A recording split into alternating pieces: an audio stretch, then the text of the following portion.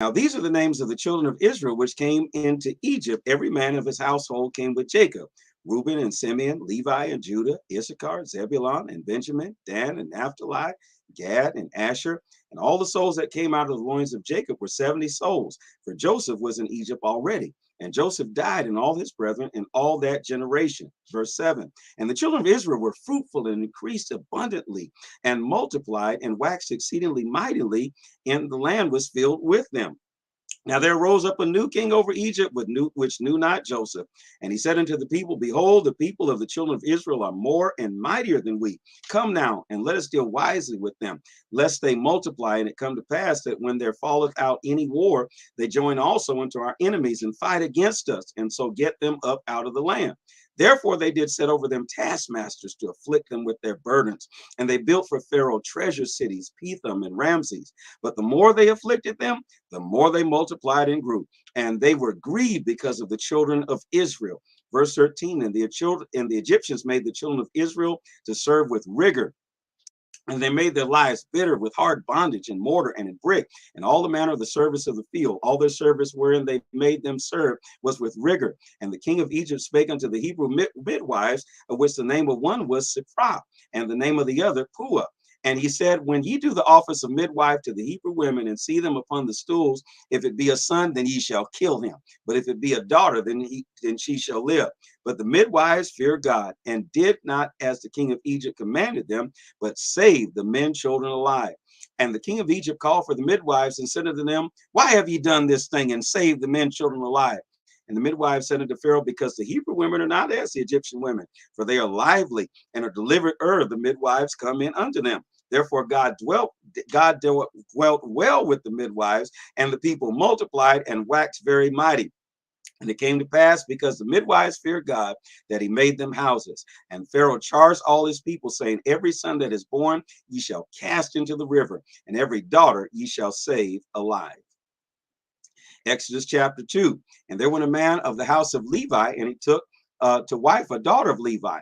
And the woman conceived and bare a son. And when she saw him that he was a goodly child, she hid him 3 months. And when she could no longer hide him, she took for him an ark of bulrushes and dabbed it with slime and with pitch and put the child therein. And she laid it in the flags by the river's bank. And his sister stood afar off to wit what would be done to him. And the daughter of Pharaoh came down to wash herself at the river. And her maidens walked along by the river's side. And when she saw the ark among the flags, she sent her maid to fetch it. And when she had opened it, she saw the child, and behold, the babe wept. And she had compassion on him and said, This is one of the Hebrews' children. Then said his sister to Pharaoh's daughter, Shall I go and call thee a nurse of the Hebrew women, that she may nurse the child for thee? Verse 8. And Pharaoh's daughter said to her, Go. And the maid went and called the child's mother. And Pharaoh's daughter said unto her, Take this child away and nurse it for me, and I will give thee thy wages. And the woman took the child and nursed it. And the child grew, and she brought him unto Pharaoh's daughter, and he became her son. And she called his name Moses. And she said, Because I drew him out of the water. And it came to pass in those days, when Moses was grown, that he went out unto his brethren and looked on their burdens. And he spied on the Egyptian smiting the Hebrew, one of his brethren. And he looked this way and that way. And when he saw that there was no man, he slew the Egyptian and hid him in the sand. And he went out the second day. Behold, 2 men of the Hebrews strove together. And he said unto them that did wrong, Wherefore smitest thy fellow?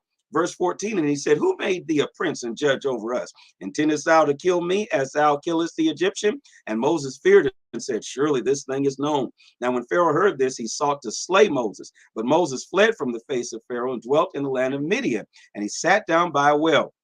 Now the priest of Midian had 7 daughters, and they came and drew water and filled the troughs to water their father's flock. And the shepherds came and drove them away. But Moses stood up and helped them and watered their flock. Verse 18. And when they came to rule their father, he said, How is it that ye are come so soon today? And they said, An Egyptian delivered us out of the hand of the shepherds, and also drew water enough for us, and watered the flock. And he said unto his daughters, And where is he? Why is it that ye have left the man? Call him, that he may eat bread. And Moses was content to dwell with the man, and he gave Moses Zipporah his daughter, and she bare him a son, and called his name Gershom. For he said, I have been a stranger in a strange land. And it came to pass in the process of time that the king of Egypt died, and the children of Israel sighed by reason of the bondage, and they cried, and their cry came up unto God by reason of the bondage. Verse 24, and God heard their groaning, and God remembered his covenant with Abraham, with Isaac, and with Jacob. And God looked upon the children of Israel, and God had respect unto them. Exodus chapter 3, verse 1. Now Moses kept the flock of Jethro, his father-in-law, the priest of Midian, and he led the flock to the backside of the desert and came to the mountain of God, even to Horeb. And the angel of the Lord appeared unto him in a flame of fire out of the midst of a bush. And he looked, and behold, the bush burned with fire, and the bush was not consumed. And Moses said, I will now turn aside and see this great sight, while the bush is not burnt. And when the Lord saw that he turned aside to see, God called unto him out of the midst of the bush and said, Moses, Moses. And he said, Here am I. And he said, Draw not nigh thither, put off thy shoes from off thy feet, for the place wherein thou standest is holy ground. Verse 6, moreover, he said, I am the God of thy father, the God of Abraham, the God of Isaac, the God of Jacob. And Moses hid his face, for he was afraid to look upon God.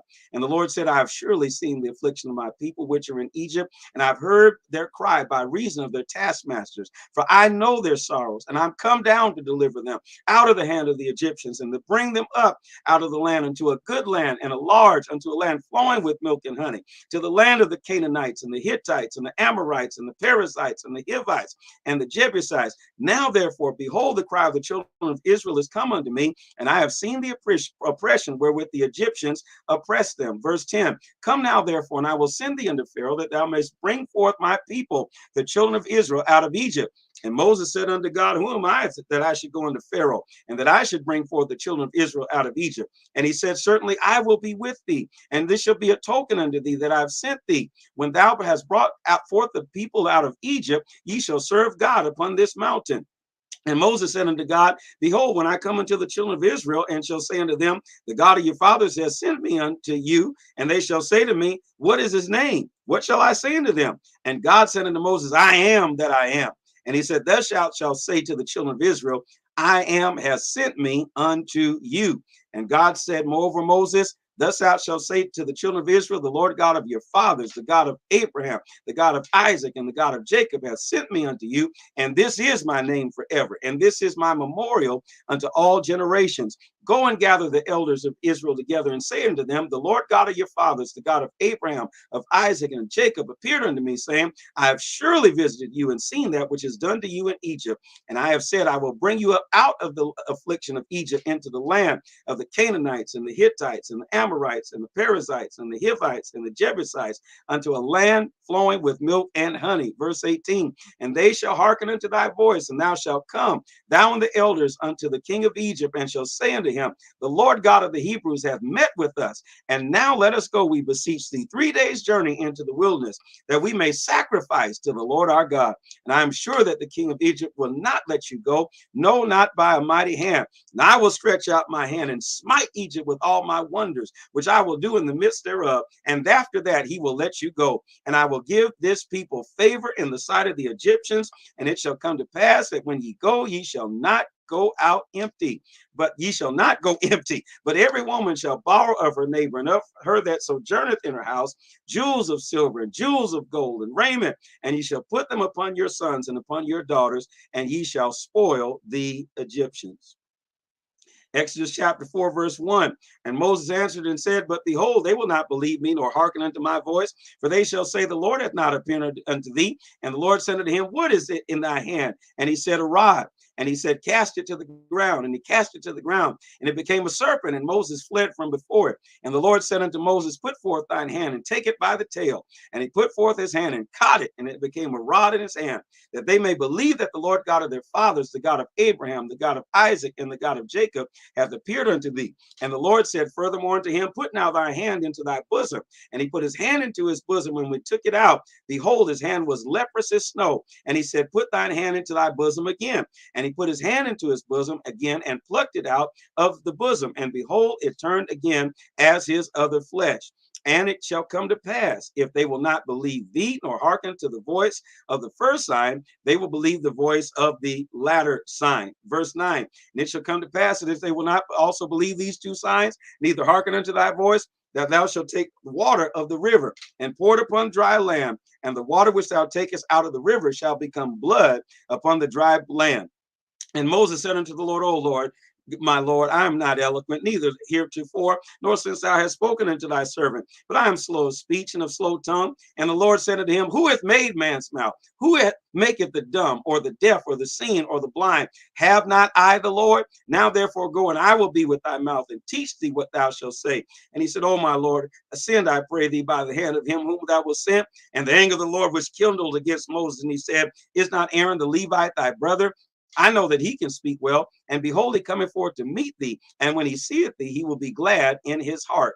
And thou shalt speak unto him and put words in his mouth. And I will be with thy mouth and with his mouth, and I will teach what ye shall do. And he shall be thy spokesman unto the people. And he shall be, even he shall be to thee instead of a mouth, and thou shalt be to him instead of God.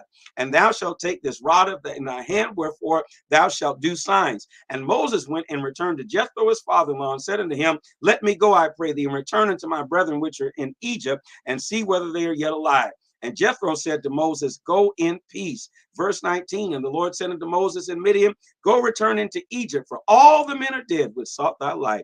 And Moses took his wife and his sons and set them upon an ass, and he returned to the land of Egypt. And Moses took of the rod of God in his hand. And the Lord said unto Moses, When thou goest to return into Egypt, see that thou do all these wonders before Pharaoh, which I have put in thy hand. But I will harden his heart, that he shall not let the people go.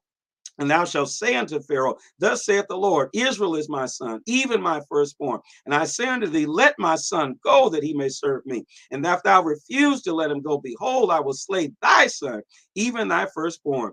And it shall come to pass by the way in the end that the Lord met him and sought to kill him. Verse 25, then Zipporah took a sharp stone and cut off the foreskin of her son and cast it to his feet and said, Surely a bloody husband art thou to me. So he let him go. And he said, and she said, A bloody husband thou art, because of the circumcision. And the Lord said to Aaron, Go into the wilderness to meet Pharaoh. And he went and met him in the mount of God and kissed him. And Moses told Aaron all the words of the Lord who had sent him and all the signs he had commanded him. And Moses and Aaron went and gathered all the elders of the children of Israel. And Aaron spake all the words which the Lord had spoken unto Moses, and did the signs in the sight of the people. And the people believed. And when they heard that the Lord had visited the children of Israel, and that he looked upon their affliction, then they bowed their heads and worshiped.